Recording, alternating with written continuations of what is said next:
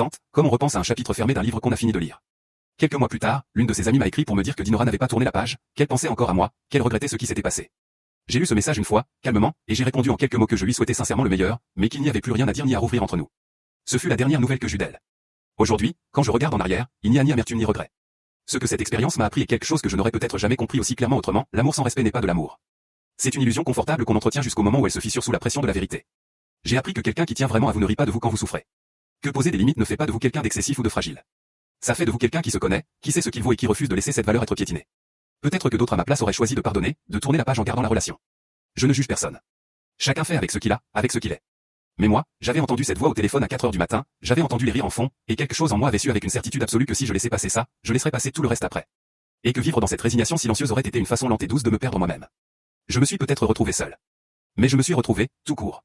Et ça, aucune bague, aucune robe sur mesure, aucune salle des fêtes réservée ne peut le remplacer.